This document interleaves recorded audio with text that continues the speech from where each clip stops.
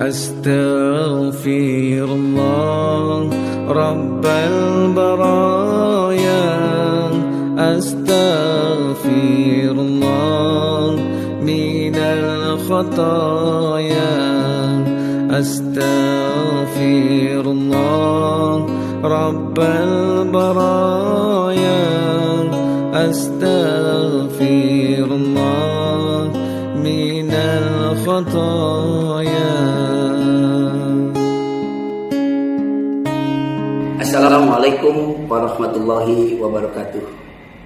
Alhamdulillahilladzi khalaqal mauta wal hayata liyabluwakum ayyukum ahsanu amala wa huwal azizul ghafur.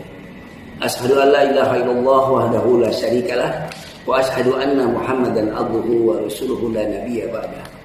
Allahumma shalli ala Muhammad wa ala ali Muhammad. Hadirin para pemirsa dimanapun berada, pertama-tama marilah kita panjatkan puji dan syukur kehadirat Allah Subhanahu wa Ta'ala yang telah melimpahkan rahmat, hidayah dan karunia-Nya kepada kita.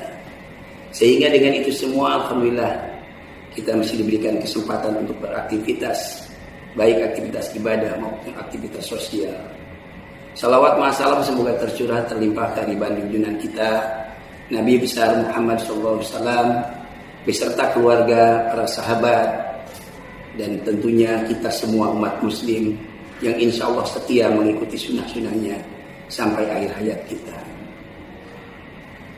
Para pemirsa yang dirahmati Allah Subhanahu wa Ta'ala, kita sebagai umat manusia tidak bisa terlepas dari dosa dan maksiat. Sejak kita balik, usia 15 tahun untuk laki-laki, 9 tahun untuk perempuan, kita sudah mulai dihitung dosa dan kemaksiatan yang kita lakukan sampai sekarang. Berapa banyak dosa yang pernah kita lakukan? Berapa banyak kemaksiatan yang pernah kita berbuat? Tentu kalau dihitung sudah amat banyak dan tidak bisa terhitung jumlahnya. Oleh karena itu, janganlah kita pernah untuk menunda-nunda bertobat kepada Allah Subhanahu wa Ta'ala. Karena kita tidak tahu kapan ajal akan tiba. Sebagaimana firman Allah Subhanahu wa Ta'ala dalam Al-Qur'an surat Al-A'raf ayat 34. Walikulli ummatin ajal fa idza jaa ajaluhum la yastakhiruna sa'atan wa la yastaqdimun. Setiap manusia itu punya ajal, punya batas waktu untuk hidup di dunia ini. Ketika ajal sudah datang kepada kita, Allah sudah perintahkan malaikat Israel untuk menyambut nyawa kita, maka tidak bisa dimajukan ataupun dimundurkan walaupun hanya sesaat. Artinya apa? Bahwa kita sebagai manusia harus waspada dan hati-hati agar kita tidak menyia-nyiakan waktu. Sementara kita belum siap, ajal sudah datang kepada kita. Oleh karena itu Allah perintahkan kepada kita untuk segera bertobat kepada Allah Subhanahu wa Ta'ala, yaitu dalam Al-Quran surat Ali Imran ayat 133. Bismillahirrahmanirrahim. Wasari'u ila magfirati min rabbikum wa jannatu arduhas samawati wal ardh u'iddat lil muttaqin. Kata Allah, dan bersegeralah kamu untuk memohon ampun kepada Tuhanmu, kepada surga yang seluas langit dan bumi, yang diperuntukkan dan disediakan bagi orang-orang yang bertakwa. Hadirin sekalian, kalau itu adalah perintah Allah dan kita yakini bahwa Allah saja sudah perintahkan untuk kita segera memohon ampun dan bertobat kepada Allah atas segala dosa, kemaksiatan maupun kesalahan yang kita pernah perbuat kepada Allah, maka kita harus segera untuk bertobat dan jangan menunda-nunda untuk bertobat. Lalu apa itu tobat? Secara bahasa, tobat itu berasal dari kata tawaba, yang artinya kembali. Kembali kepada siapa? Kembali kepada Allah dan menarik diri dari dosa dan kemaksiatan. Nah, sementara secara syar'i, taubat itu adalah meninggalkan dosa dan kemaksiatan karena kita takut dengan Allah Subhanahu wa Ta'ala. Kenapa kita takut dengan Allah? Karena Allah tentu tahu, sangat mengetahui apapun yang kita lakukan. Dimanapun kita melakukannya, semua perbuatan kita diketahui oleh Allah Subhanahu wa Ta'ala. Hadirin para pemirsa rahimakumullah, bagaimana agar tobat kita itu diterima oleh Allah Subhanahu wa Ta'ala? Karena tentu tidak semua orang bertobat sungguh-sungguh.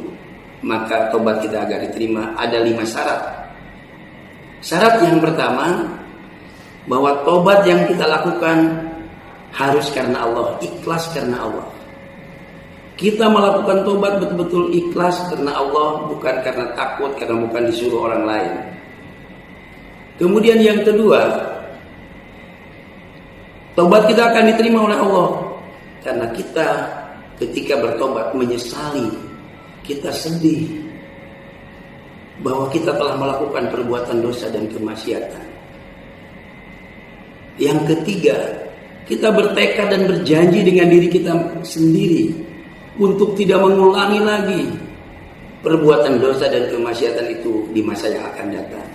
Betul-betul tobatnya adalah tobat nasuha, menyerahkan diri kepada Allah dan tidak akan berbuat lagi seperti apa yang tadi berbuat sebelumnya. Yang keempat, bertekad perbuatan dosa dan maksiat itu dilakukan dengan berhenti, benar-benar berhenti. Kita bertekad untuk menghentikan. Dan yang kelima, bahwa tobat kita akan diterima oleh Allah kalau kita melakukan tobatnya sebelum pintu tobat ditutup oleh Allah Subhanahu wa Ta'ala.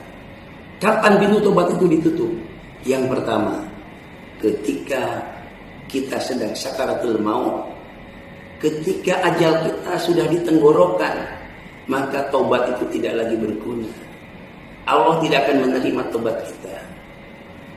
Kemudian yang kedua, ketika matahari telah terbit di sebelah barat, maka disitulah Allah akan menutup pintu tobat untuk kita semua.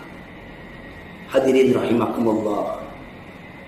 Oleh karena itu, marilah kita untuk bersegera melakukan tobat dan permohonan ampun kepada Allah Subhanahu wa Ta'ala. Dan kita jangan leha-leha. Kita harus waspada dengan kematian, karena kita tidak tahu. Jangan sampai Allah Subhanahu wa Ta'ala datang untuk menarik ajal kita sementara kita belum bertobat kepada Allah Subhanahu wa Ta'ala. A'udzubillahi min dzalik. Kita ingin mati, kita ingin meninggal dunia dalam keadaan husnul khotimah, mati di akhir yang baik, mati atas ridho Allah Subhanahu wa Ta'ala, mati dalam keadaan sedang beribadah, bukan mati dalam keadaan sedang maksiat. A'udzubillahi min dzalik. Demikianlah pemirsa semuanya yang insyaallah dirahmati Allah Subhanahu wa Ta'ala. Mudah-mudahan kuliah singkat ini bermanfaat buat kita semuanya. Billahi taufiq wal hidayah. Wassalamualaikum warahmatullahi wabarakatuh. Rabbi zidni ilman nafi'an wa wafiqni amalan maqbulan wa wahab li rizqan wasi'an wa tub alaina taubatan nasuha wa tub alaina